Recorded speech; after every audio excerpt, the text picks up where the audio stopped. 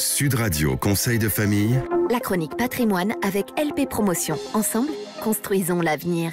Les bons conseils d'un professionnel de la gestion de patrimoine, Stéphane Moller, bonsoir. Bonsoir Olivier Daudet. Fondateur et président de Via Wealth Management. On va répondre ce soir à Maxime. Il nous écoute à Bordeaux, on le salue. Il nous demande, Maxime, s'il doit accepter la proposition de sa banque de transformer son PERP en PER 1. On parle de quoi au juste?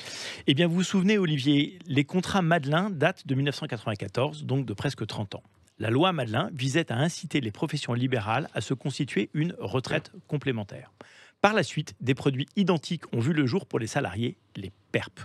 Maintenant, les PERP pour les salariés et les Madelin pour les chefs d'entreprise peuvent être fusionnés en un seul et unique produit, les PER 1. Moi, je me souviens de ce que vous aviez pris le temps de nous expliquer. Tous les trois, Madelin, PERP, PER, ont une caractéristique commune. Au fond, ce sont des produits retraite à forte incitation fiscale, c'est-à-dire que les versements sur ces produits d'épargne réduisent nos impôts de façon assez conséquente tout de même.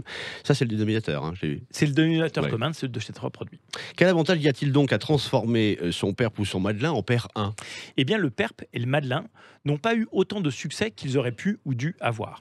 Les PER 1 ont sur les PERP et les Madelin au moins 4 améliorations notables qui vont leur permettre de trouver la clientèle qu'ils méritent. Premier intérêt de cette premier fusion, intérêt, oui. Le PER bénéficie d'un cas de déblocage anticipé supplémentaire. Les sommes versées sur les PER peuvent être débloquées, comme dans les cas précédents, en cas de décès du conjoint, d'invalidité, d'expiration des droits aux allocations chômage, de surendettement, de cessation d'activité non salariée, mais nouveauté, en cas d'acquisition de notre résidence principale. Et donc, ce nouvel attrait est extrêmement important, intéressant pour une clientèle plus jeune. Deuxième intérêt. Le PER est transférable à tout moment et offre la faculté de regrouper ses contrats, ce qui est extrêmement utile pour faire jouer la concurrence. Troisième intérêt. Des modalités de gestion sécurisantes. La gestion par défaut du PER est une gestion pilotée, c'est-à-dire adaptée à une épargne sur le long terme. Elle est dans ce cas plus dynamique et la gestion va se faire plus resserrée, plus sécurisante au fur et à mesure que l'on approche de la retraite. Et enfin, quatrième intérêt, il est essentiel à vos yeux, celui-là. Et oui, au moment de la retraite, PERP et Madelin offraient seulement la possibilité de bénéficier d'une rente viagère. Avec le PER, il est désormais possible de sortir en capital.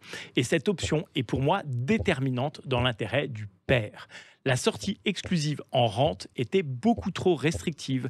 La possibilité donc de sortir du PER en capital est absolument primordiale. Voilà qui est lumineux. Merci Stéphane. Vos bonnes questions à votre tour sur le blog, sur le site de Conseil de famille, conseil au pluriel, -2-famille.com. Chronique à retrouver en podcast, sudradio.fr. À demain. À demain Olivier. C'était Sud Radio Conseil de famille. La chronique patrimoine avec LP Promotion. Ensemble, construisons l'avenir.